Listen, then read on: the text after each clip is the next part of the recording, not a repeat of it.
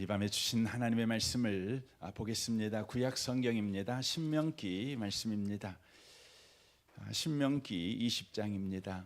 292페이지에 있습니다.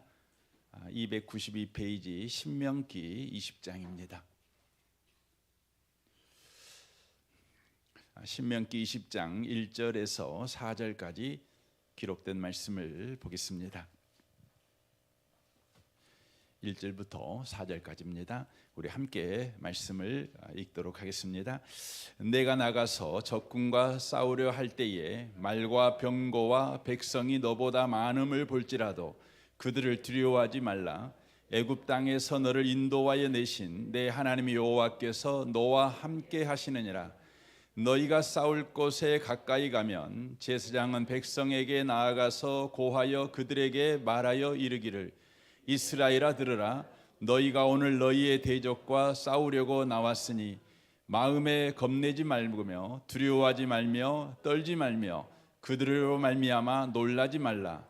너희 하나님 여호와는 너희와 함께 행하시며 너희를 위하여 너희 적군과 싸우시고 구원하실 것이라 할 것이며 아멘. 아멘.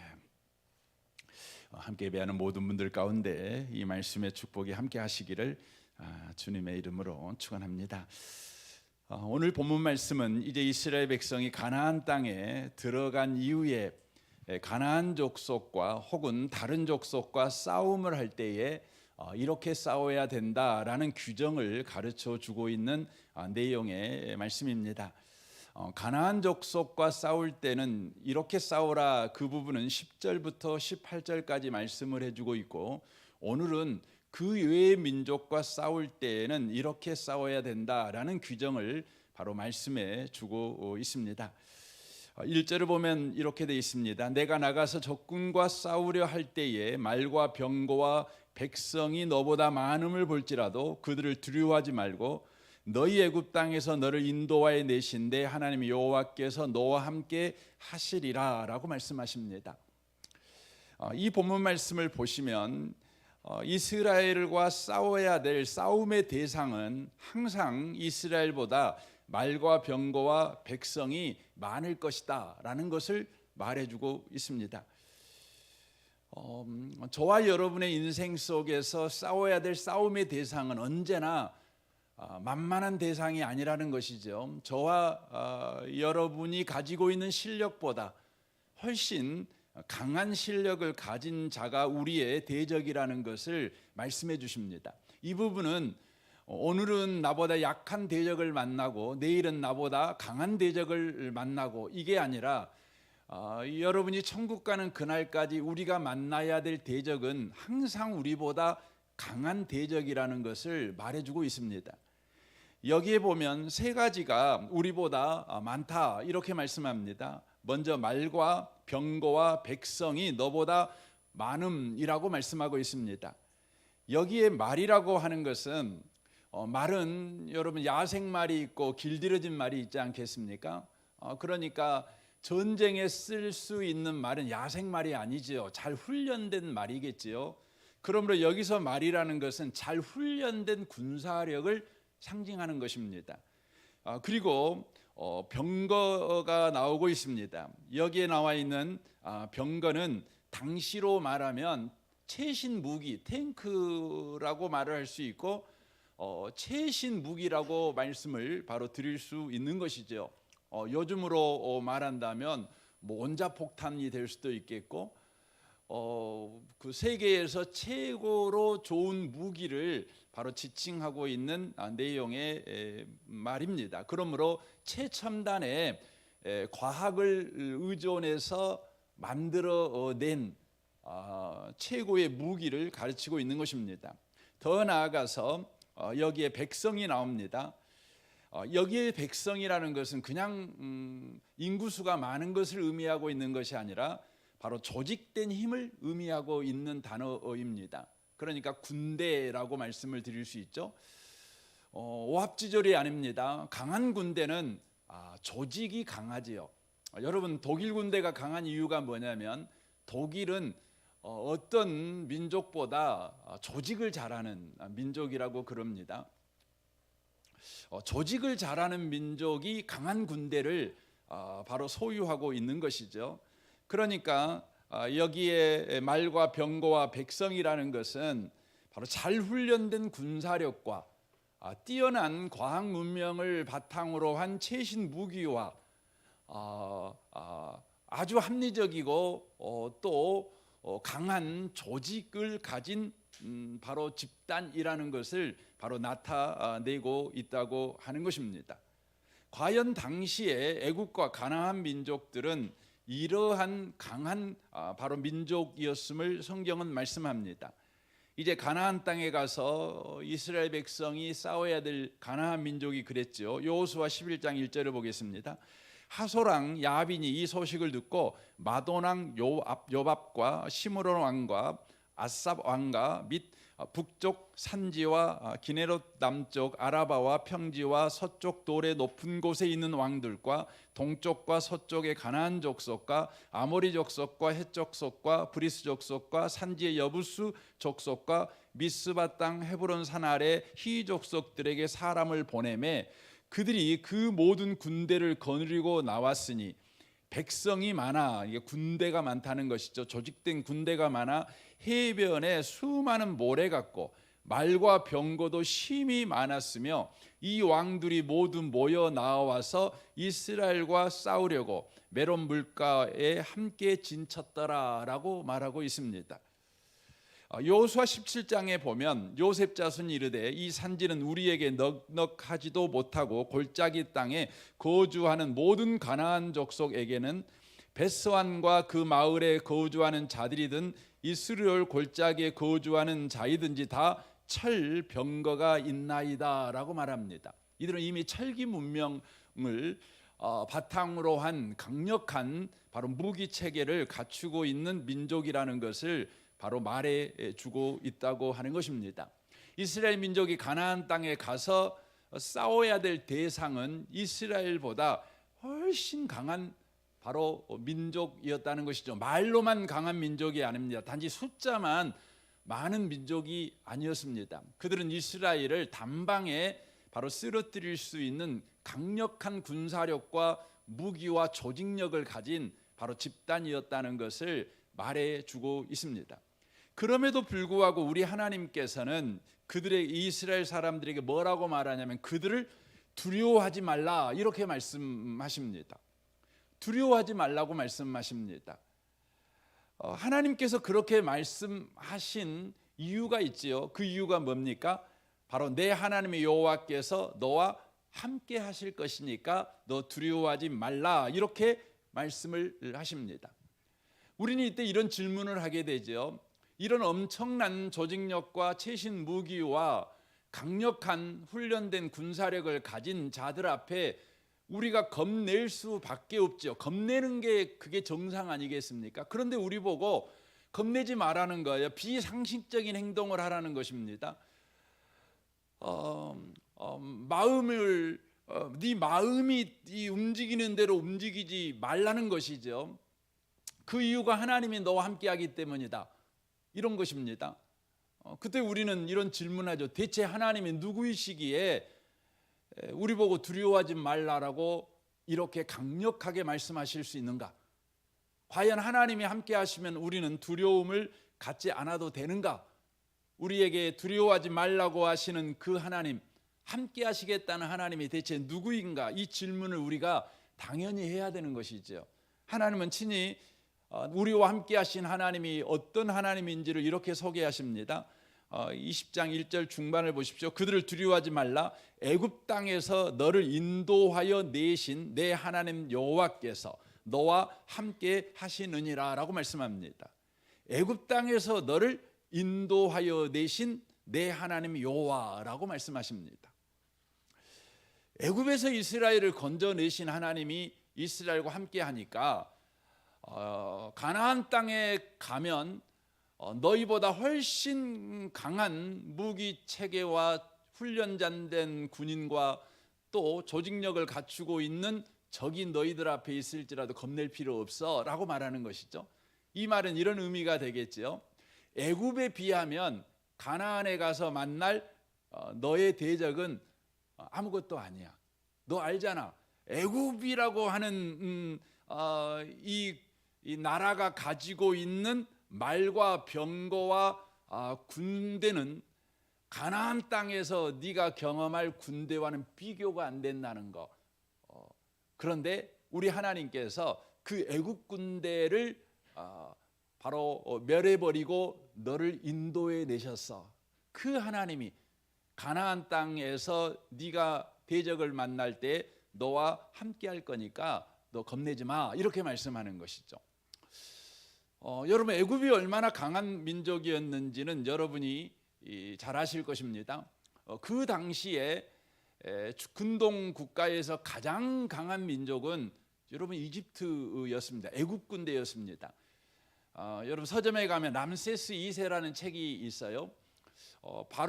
모세가 이스라엘 민족을 데리고 애굽에서 출애굽할 때가 약 1200년조 됩니다. 1250년대 이쪽 무렵인데, 그 당시에 애굽을 통치하고 있었던 왕이 누구냐면 람세스 2세입니다.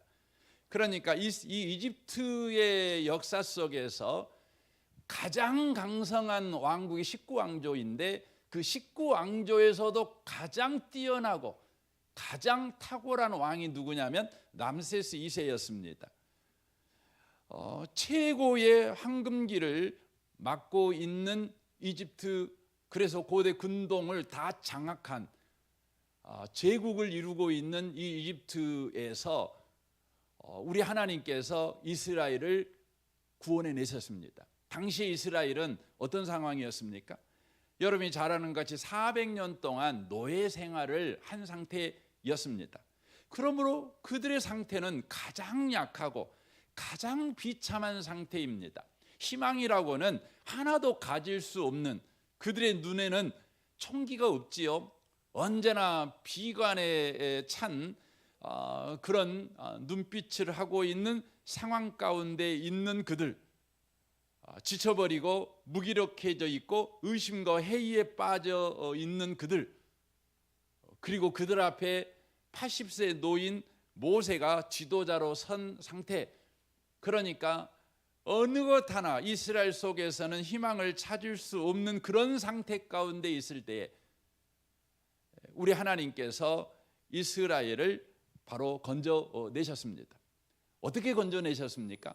출애굽기 14장 13절을 보십시오. 모세가 백성에게 이르되 너희는 두려워하지 말고 가만히 서서 여호와께서 오늘 너희를 위하여 행하시는 구원을 보라. 너희가 오늘 본 애굽 사람을 영원히 다시 보지 아니하리라. 여호와께서 너희를 위하여 싸우시리니 너희는 가만히 있을지니라 라고 말씀합니다. 하나님께서 이스라엘을 애굽에서 건져내실 때에 이스라엘이 실제 했던 것은 뭐였냐면 아무것도 안 하는 것이었습니다. 그 전쟁에 이스라엘은 참여하지 않았습니다. 그리고 참관했습니다. 지켜만 봤다는 것이죠. 우리 하나님이 모세의 입을 통해서 그렇게 요구하신 것입니다. 이 전쟁은 너희들이 죽고 사느냐의 전쟁이다. 너희들의 전쟁이다. 하지만 이 전쟁은 너희가 싸울 전쟁이 아니라 나 혼자 싸울 전쟁이다. 그러니까 여기서 우리는 중요한 걸 알 수가 있죠. 이스라엘 민족의 전쟁은 이스라엘 민족의 전쟁이 아니라 하나님의 전쟁이라는 것이죠. 이것을 말씀하십니다. 그리고 과연 우리 하나님께서 이스라엘의 전쟁, 애굽과 이스라엘의 전쟁에서 이스라엘을 가만히 있게 하시고 하나님이 홀로 바로 애굽 군대 속으로 뛰어 들어가셔서 애굽 군대와 싸우십니다.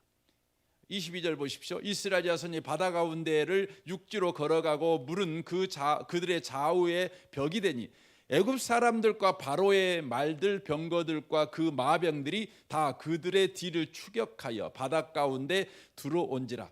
새벽에 여호와께서 애굽 군대와 싸우십니다. 불과 구름 기둥 가운데서 애굽 군대를 보시고 애굽 군대를 어지럽게 하시며 그들의 병거바퀴를 벗겨서 달리기가 어렵게 하시니 애굽 사람들이 이르되 이스라엘 앞에서 우리가 도망하자.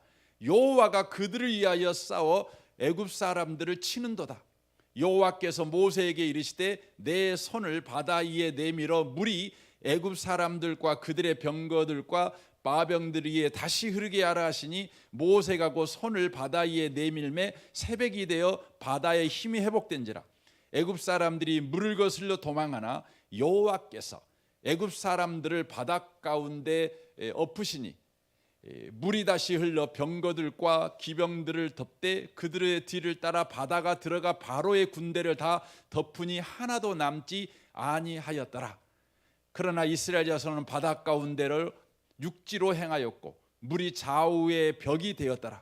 그날의 여호와께서 이같이 이스라엘을 애굽 사람의 손에서 구원하심에 이스라엘이 바닷가에서 애굽 사람들이 죽어 있는 것을 보았더라.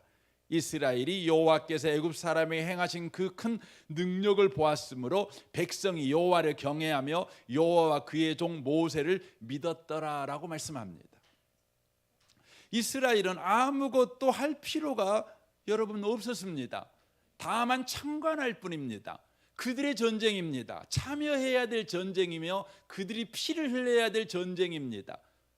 그런데 그들은 참여하지 않았습니다. 그들은 피 흘리지 않았습니다. 우리 하나님이 홀로 그 전쟁에 참여하셔서 애국 군대를 바다에서 다 수장시켜 버렸습니다. 왜 그렇게 하셨을까요? 이것은 가나안 땅에서 이스라엘이 수행해야 될 전쟁이 왜 두려워할 필요가 없는 전쟁이며 하나님이 함께할 전쟁인가의 이유를 우리에게 말해주는 것입니다. 그러니까 하나님이 구원한 하나님의 백성들이 싸워야 될 전쟁의 목적을 바로 우리에게 가르쳐 주십니다. 그 전쟁의 목적이 뭐냐? 전쟁의 목적은 바로 하나님만 우리의 왕이시다. 이것을 바로 우리에게 가르쳐 주시기 위함입니다. 하나님만 우리의 왕이시다. 하나님만 우리의 구원자이시다. 하나님만 우리의 아버지시며 보호자시다. 이것을 바로 분명하게 경험시키기 위해서 우리 하나님께서 애굽 군대와의 전쟁에서 이스라엘 백성을 참여시키지 아니하시고 참관하게 하시고 우리 하나님만 홀로 전사로 참여하셔서 바로 애굽 군대를 다 수장시켜 버린 것입니다. 그리하여 이 장면을 본 이스라엘 백성들은 우리 하나님께서 그 전쟁을 통해서 이스라엘 백성에게 목적하는 그 목적이 그들에게 이루어지죠. 그게 뭐였다고요? 그 능력을 보았으므로 백성이 여호와를 경외하며 여호와와 그의 종 모세를 믿었더라. 그리고는 그들은 15장 바로 뒷장에서 뭐 합니까? 하나님만을 찬양하는 일을 하는 것이죠. 출애굽기 15장 1절입니다. 이때 모세와 이스라엘 자손이 이 노래로 여호와께 노래하니 일렀을 때 내가 여호와를 찬송하리니 그는 높고 영화로우시며 말과 그 탄자를 바다에 던지셨음이로다. 여호와는 나의 힘이요 노래시며 나의 구원이시로다. 그는 나의 하나님이시니 내가 그를 찬송할 것이요 내 아버지의 하나님이시니 내가 그를 높이리이다. 여호와는 용사시니 여호와는 그의 이름이시로다 라고 고백을 합니다. 이스라엘은 다만 창관했어요. 하지만 그 창관이 다만 하나님께서 애국 군대를 다 이겨버린 것을 보는 것이 목적이 아니라 보게 하심으로 그들이 진정으로 바로 하나님의 일에 참여하게 하신 거죠. 하나님의 목적에 그들을 참여케 하신 것이죠. 하나님이 그들을 향한 목적은 뭡니까? 하나님만이 유일한 왕이시며 그분은 찬양받기에 합당한 분이시다. 바로 하나님을 찬양함으로 바로 그 전쟁에 그들은 참여했다는 것을 바로 말해주고 있는 것입니다. 그러니까 우리 하나님께서는 저와 여러분의 인생을 구원하시고 구원한 이후에 우리를 구원하신 하나님이 누구이신가를 우리에게 계속해서 가르쳐 주셔요. 그 가르쳐 주시는 방식이 뭐냐면 우리가 구원을 받았지만 우리가 인생을 살아가면서 만나는 적들은 항상 우리보다 강한 자예요. 강한 자예요. 여러분 예수 믿으면 그때부터 우리에게는 없던 힘이 우리에게 공급되어 만나는 세상의 적들, 예수 믿기 전에는 우리가 그들 앞에 무릎을 꿇었지만 예수 믿은 이후로는 그들이 우리 앞에 무릎을 꿇는, 우리가 큰 사람이 돼버리는 그런 변화가 우리에게 일어나야 되잖아요. 그런데 예수를 믿어도 예수 믿기 전에 무릎을 꿇었던 우리의 대적들 앞에 우리는 여전히 무릎을 꿇을 수밖에 없는 연약한 자로 살아갑니다. 그러면 왜 우리를 구원시키셨어요? 구원이 아무것도 아니네요. 이렇게 우리는 낙심할 것입니다. 그런데 여러분, 구원받기 전에 여러분이 대적을 만난 것과 구원 이후에 대적을 만난 것은 전혀 다른 것입니다. 예수 믿기 전에 여러분이 대적을 만난 것은 여러분이 심판받는 것이죠. 하지만 예수 믿은 이후에 대적을 만나는 이유는 뭡니까? 바로 여러분을 구원하신 하나님이 누구이신가를 여러분과 저로 알게 하기 위해서예요. 그래서 이스라엘 백성이요, 구원받은 다음에 홍해바다 앞에서 이 애국 군대의 강함을 봅니다. 근데 우리 하나님께서 홀로 애국 군대를 다 쓸어버리심으로 나를 구원하신 하나님이 누구란 걸 알죠? 온 우주의 진짜 왕은 하나님 한 분밖에 없구나, 이걸 압니다. 이스라엘 백성이 이 하나님에 대해서 잊어먹어 버릴까 봐 곧바로 출애굽기는 한 2장만 넘기면 또 경험시킵니다. 이게 뭡니까? 느비딤에서 아말렉과의 전쟁이지요. 출애굽기 17장입니다. 그때 아말렉이 와서 이스라엘과 느비딤에서 싸우게 됩니다. 그런데 이 싸움에서 어떤 일을 경험하게 됩니까? 그들이 이기는 게 아니에요. 누가 이깁니까? 하나님이 이겨요. 그러니까 하나님이 왕이십니다, 하나님만이 주인이십니다, 이렇게 인정할 때마다 그들은 승리를 경험합니다. 하지만 이내 손이 내려오고 전쟁은 우리가 하는 거야, 전쟁은 우리가 싸움 잘해야 이기는 거야, 우리 무기가 좋아야 이기는 거야 하고 자기들이 전쟁을 하면 여지없이 지는 겁니다. 하지만 모세가 다시 한번 하나님이 우주의 왕이시며 하나님만이 진정한 용사이십니다 하고 두 손 바짝 들 때마다 이스라엘은 그냥 이기는 거예요. 이 경험을 우리 하나님은 잊어먹지 않게 하시기 위해서 어떻게 하십니까? 14절에 여호와께서 모세에게 이르시되 이것을 책에 기록하여 기념하게 하고 여호와의 귀에 애워 들리라. 내가 아말렉을 없이 하여 천하에서 기억도 못하게 하시리라. 모세가 제단을 쌓고 그 이름을 여호와 니시라 하고 이르되 여호와께서 맹세하기를 여호와가 아말렉과 싸워 대대로 싸우리라 하셨다 하였더라 라고 말씀합니다. 여호와 니시, 여호와의 깃발은 승리를 말하는 거예요. 여호와의 승리. 바로 하나님은 승리하시는 분이시다. 승리는 오직 하나님께 속한 것이다. 이걸 가르쳐 주는 거죠. 이스라엘은 홍해 경험과 느비딤 경험을 통해서 홀로 용사가 되시어 이스라엘을 위해 바로 군대와 또한 아말렉과 싸우시는 하나님만이 진정한 왕이시다, 하나님에게만 승리가 있다, 나를 구원하신 하나님이야말로 온 천하의 유일한 왕이시다, 유일한 승리자시다, 이것을 그들이 바로 경험하게 되어지는 것입니다. 이들에게는 이스라엘에게는 아무 승리하는 일에 공헌한 바가 없어요. 공헌한 바가 없는 거죠. 이 경험을 우리 하나님이 시키신 이후에 이제 가나안 땅으로 그들을 가게 하려고 12점탕꾼을 보내죠. 그런데 12점탕꾼이 돌아와서 보고할 때 10점탕꾼의 보고를 듣고 이스라엘 백성들은 낙심하게 됩니다. 왜 낙심할까요? 가나안 땅에 들어가면 7족속과 싸워야 되는데 그 싸움에 참여해야 되는 자들이 자기 스스로가 참여해야 된다고 생각했기 때문에 그렇습니다. 바로 가나안의 7족속과 싸워야 될 바로 용사가 자기 자신이라고 생각을 했어요. 그러므로 가나안의 7 족속과 자기들을 비교할 때에 싸울 수가 없는 겁니다. 가면 백전백패 다 시신이 될 수밖에 없는 것이죠. 그러니까 이들 마음에 갑자기 억울한 생각이 드는 것이죠. 왜 애굽에서 가만히 있는 사람, 어렵고 힘들지만 죽을 위험은 없고 바꿀물 위험은 없는 우리를 왜 여기까지 끄집고 와가지고 가나안 땅에 가가지고 죽게 만드는가? 원망하죠.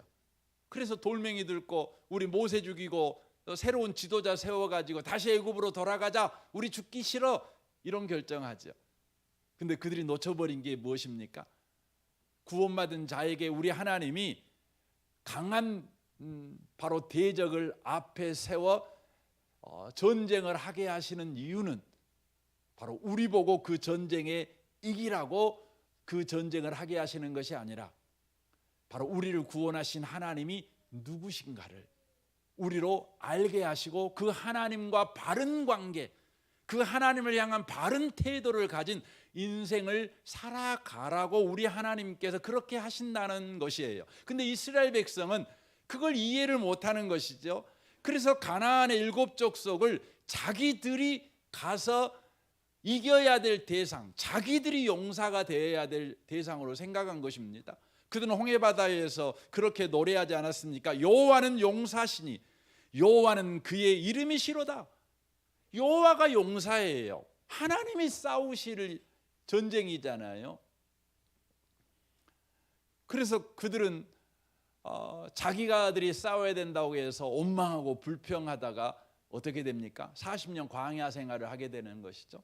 40년 광야 생활을 통해 하나님께서 이스라엘 백성에게 계속 가르치는 게 뭡니까?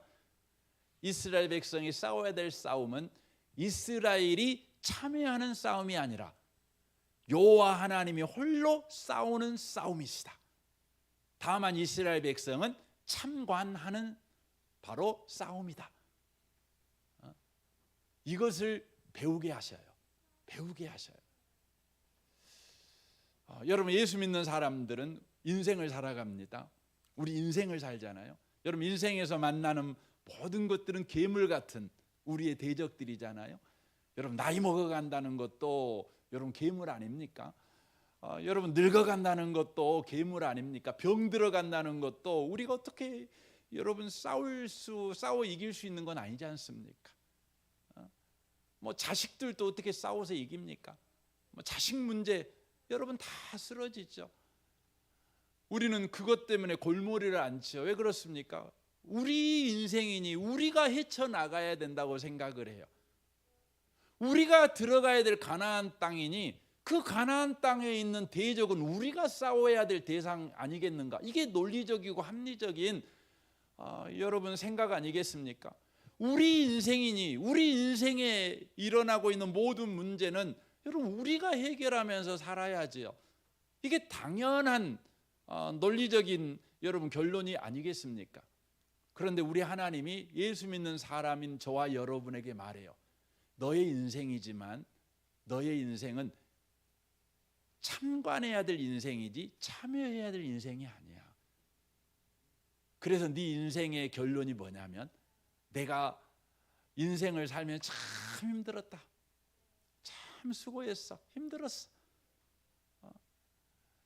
20살도 힘들고 30살도 힘들고 너무너무 힘든 인생 이제 끝내고 천국 가니 좋다. 여러분, 천국 갈 때 가볍게 가겠습니까? 여러분, 저는 우리 아버지 생각하면 아직도 제 막둥이가 그때 20살 못 됐으니까 제 동생이 그러면 여러분 그 자식 다 남겨놓고 아직도 뭐 장가 안 간 자식들이 여러 명 있는데 그 눈이나 제대로 감았겠습니까? 여러분 인생 살면 뭐 편하게 천국 가겠습니까? 그러지 못합니다. 여전히 남은 자식들이 있으니까 여러분 눈 제대로 못 감는 것이죠. 여러분, 우리 인생은요, 우리가 인생에 만나는 이 괴물들과 싸우다가 그냥 천국 가는 게 아니에요. 우리 인생의 결론은 뭔지 아세요? 인생의 결론은 이 신앙 고백이에요. 하나님은 우리 왕이십니다. 하나님은 우리 용사하셨습니다. 하나님은 우리 인생을 살아주신 분이십니다. 우리 인생에서 싸워주신 분이십니다. 이거죠. 이걸 고백하고 살아가는 것이죠. 40년 동안 광야 생활하면서 하나님은 니들이 용사가 아니라 내가 용사다. 니들이 싸울 인생이 아니고 내가 싸워 하나님이 누구이신가를 너희들은 다만 배우고 그 하나님을 향해서 바른 태도가 뭡니까? 여호와를 경외하는 거지요. 하나님을 찬양하는 것이죠. 그래서 우리 하나님이 이사야서에서 말씀하잖아요. 인생을 만드신 목적이 뭐라고요? 하나님을 찬송하게 하려고. 나는 이 영광을 절대 안 뺏긴다. 나는 너를 기어이 하나님을 찬송하는 사람으로 만들어 버릴 거야. 그럼 어떻게 하나님을 찬송하게 만들어요? 찬송하는 몇 때리면 여러분이 찬송합니까? 아니에요. 하나님이 찬송 받으실 만한 분이라는 걸 저와 여러분이 인생을 통해 경험할 때 하나님을 찬송하는 거죠. 근데 우리는 하나님을 경험하기보다는 우리를 경험하고 인생을 다 허비해 버려요. 왜냐하면 내가 인생을 싸우거든요. 내가 인생을 참여하거든요. 하나님이 내 인생을 살아주시는 것을 참관하지 않는다는 것이죠. 하지만 이스라엘 백성은 40년 광야 생활을 통해 하나님이 홀로 용사라는 것을 알게 되죠. 그리고는요, 그들이 이제 가나안 땅에 들어갔는데 만나는 첫째 성이 뭡니까? 여리고성이죠. 여리고성에 여호수아가 여리고성을 바라보며 기도하고 올 때 뭐가 옵니까? 군대 장관이 오죠. 누구십니까? 예수 그리스도. 하나님만 군대 장관이에요. 하나님만 용사세. 그 앞에 엎드리죠. 그리고 하나님으로부터 여호수아가 이제 하나님이 어떻게 여리고성을 무너뜨린가를 참관하게 하기 위해서 어떻게 해요? 매일 여리고를 한 바퀴 돌게 해요. 어떻게 하나님이 여리고를 무너뜨린가를 관람하라고 한 바퀴 도는 겁니다. 마지막 날 7바퀴 돌고 뭐 합니까? 여호와께서 이 성을 주셨느니라 하고 악습니다. 그랬더니 어떻게 합니까? 과연 하나님께서요 그 성을 무너뜨려 버려요. 이걸 이스라엘 백성이 보게 되는 것이죠. 오늘 본문 20장에서 우리 하나님께서 가나안 땅에 가면 이런 대적들을 만나게 될 것인데 두려워할 필요가 없어. 하나님이 너와 함께 하니까. 이걸 통해 뭘 가르쳐 주겠다는 거죠? 너희들에게 전쟁은 바로 너희가 싸워야 될 전쟁이 아니라 하나님이 누구이신가를 너희들이 경험하고 그 하나님께 경배와 찬양을 드리는 바른 관계를 회복하라고 하나님이 너에게 주시는 기회야라고 말씀을 하고 있다고 하는 것입니다. 이제 신약 백성인 저와 여러분에게 어떻게 되는 것이죠? 이걸 그대로 적용을 하면 이 본문 말씀과 동일한 신학적 표현이 담겨 있는 말씀이 어느 말씀이냐면 바로 로마서 8장 31절부터의 말씀입니다. 한번 보셨으면 좋겠습니다. 로마서 8장 31절부터 보겠습니다. 그런즉 이 일에 대하여 우리가 무슨 말하리요? 만일 하나님이 우리를 이해하시면 누가 우리를 대적하리요? 자기 아들을 아끼지 아니하시고 우리 모든 사람을 위하여 내주시니가 어찌 그 아들과 함께 모든 것을 우리에게 주시지 아니하시겠느냐? 누가 능히 하나님께서 택한 자들을 고발하리요? 의롭다 하시니는 하나님이시니 누가 정죄하리요? 죽으실 뿐 아니라 다시 살아나신 이는 그리스도 예수시니 그는 하나님 우편에 계신 자요 우리를 위하여 강구한 자시나 누가 우리를 그리스도의 사랑에서 끊으리요? 환난이나 공고나 박해나 기근이나 적신이나 위험이나 칼이라 기록된 바 우리가 종일 주를 위하여 죽음을 당하게 되며 도살당할 양같이 여김을 받았나이다 함과 같으니라. 그러나 이 모든 일에 우리를 사랑하시는 이로 말미암아 우리가 넉넉히 이기느니라. 여러분 어떻게 이깁니까? 우리를 사랑하시는 이로 말미암아서. 여러분 사랑은 하나님의 사랑은 말로만 사랑하는 게 아니죠. 하나님의 사랑은 우리 인생에 뛰어 들어와 우리 대신 싸워주시는 사랑이에요. 죄와 사망을 이기신 사랑, 이게 사랑이죠. 주님이 내가 너 사랑해, 내가 너 사랑해. 여러분 남편처럼, 여러분 아내처럼 여러분을 실망시키는 그런 사랑을 하시는 하나님이 아닙니다. 하나님은 아들까지 아끼지 아니하시고 내어 주신, 바로 우리 인생에 참여하신 바로 그 사랑으로 우리를 승리케 하셔요. 우리 보고 이기라고 한 것이 아닙니다. 여러분, 아들을 아끼지 아니하셨다, 이걸 보면 저와 여러분은 우리 인생 속에서 만나는 모든 대적들, 환난이고 공고고 박해고 기근이고 적신이고 위험이고 칼이죠. 이런 대적들, 어떻게 이거 대적들 우리가 이길 수 있겠습니까?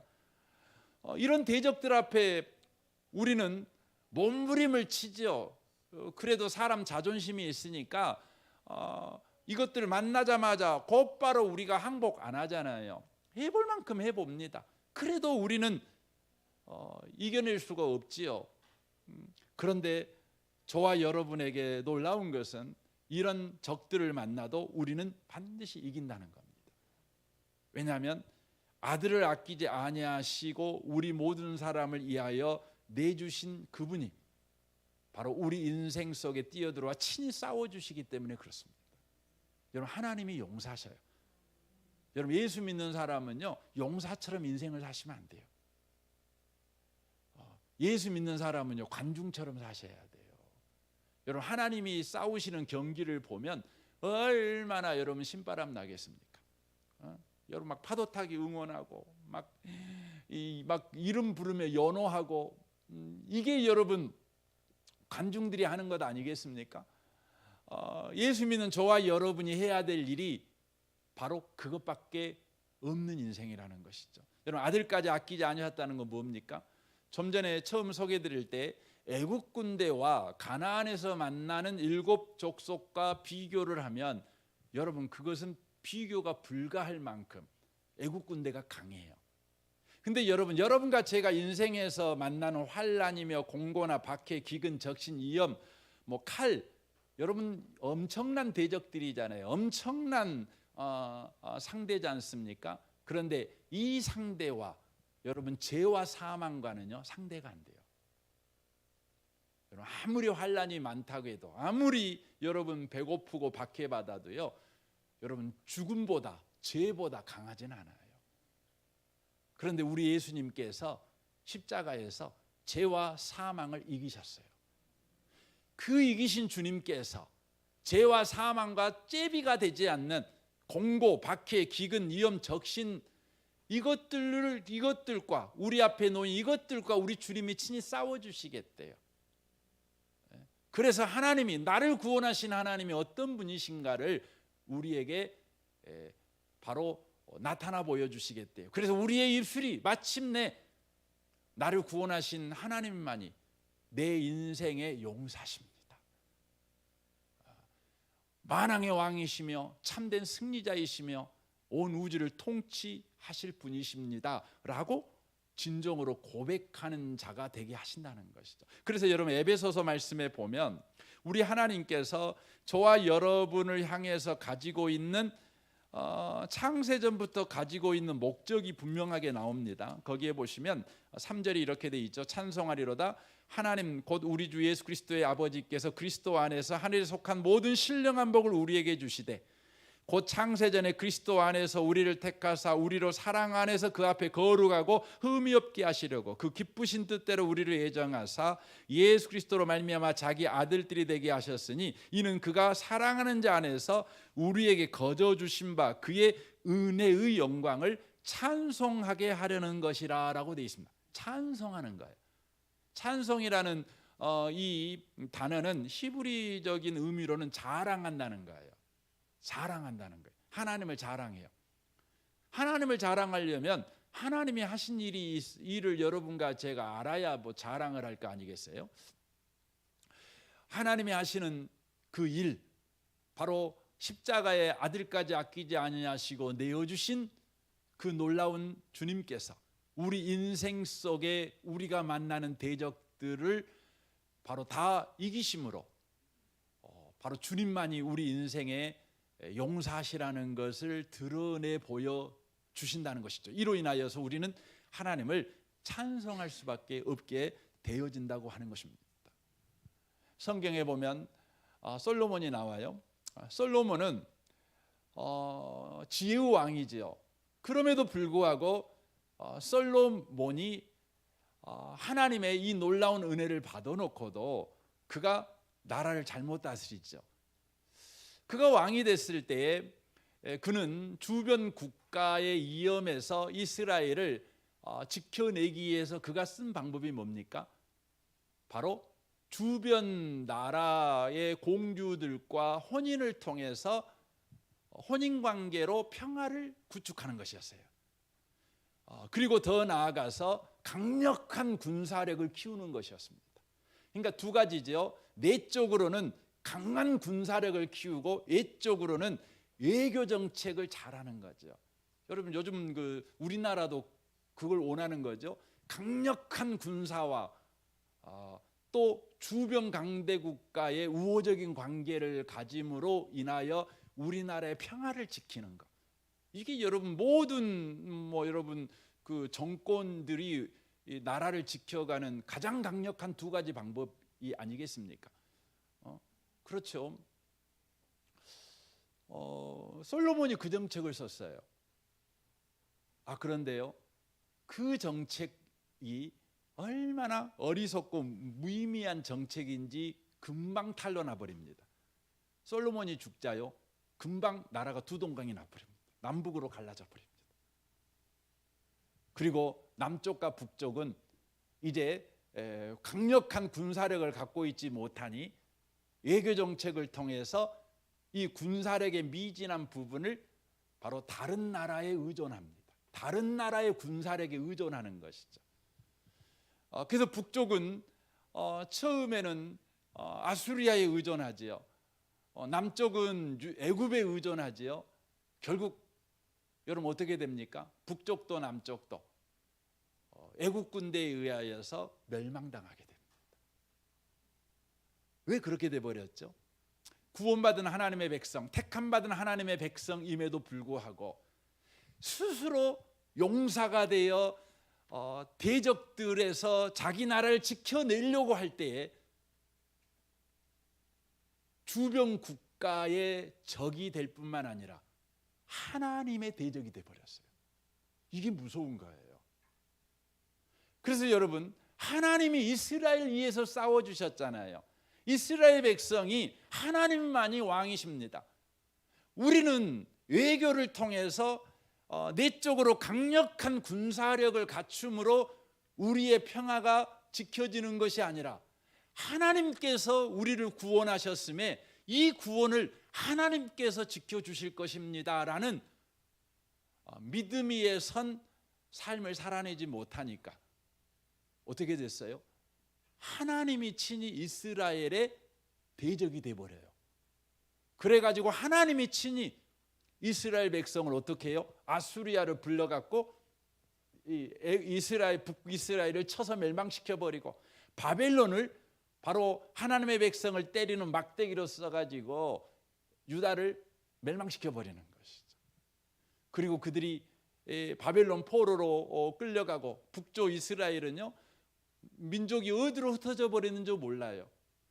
그래서 여러분 바벨론으로 포로로 끌려간 자들이 대부분 유다 족속이었기 때문에 후에 이제 이스라엘이라는 명칭을 쓰지 않고 유다 민족이 돼 버린 거예요.